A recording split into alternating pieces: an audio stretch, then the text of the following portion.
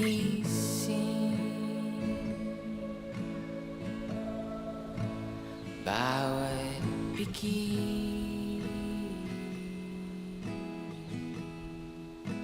Sa unang meet namin, na-curious ako kasi lagi na ako kasama sa sa mga event ng mayor. So, nakikita ko siya palagi. Lagi ko siya na-meet sa mga camera at sa Facebook ko, shoot siya doon sa video. Ayun, so hanggang sa sabi ko, sige, kilala ako, nag-introduce ako sa kanya. Week after, naka-receive ako ng message request sa kanya. Doon, pinakilala niya yung sarili.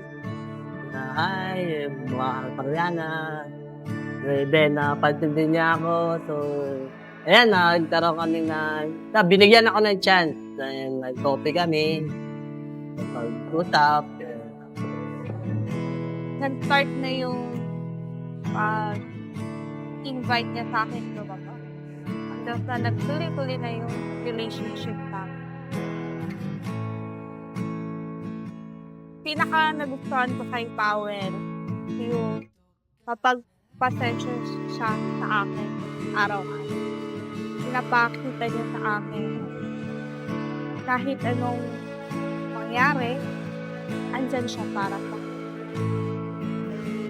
Ang nagustuhan ko talaga kay Ayan, sobrang pag-asikaso, sobrang organize niya, everything, na kung ano man ang nalalaman niya. Naniniwala ako na lahat ng yun, plakado mo na. So, na-figure out mo na yung sa isip mo. So, magpasalamat ako sa kabaitan palagi niya, kahit paramdam mo lang palagi yung nasa isip ko.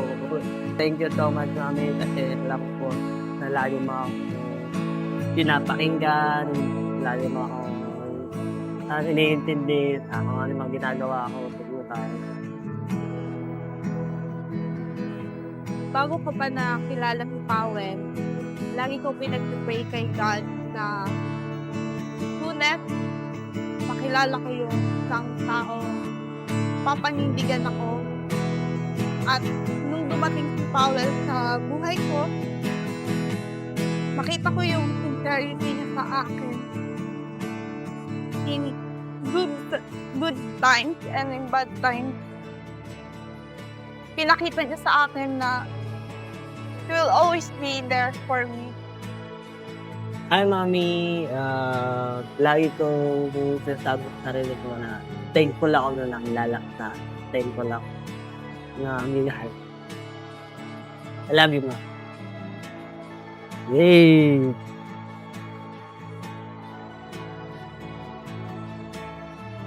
Daddy, Powell, sana lahat ng mga maging karanasan natin sa buhay, masaya man or nagpaiyak man sa ating dalawa.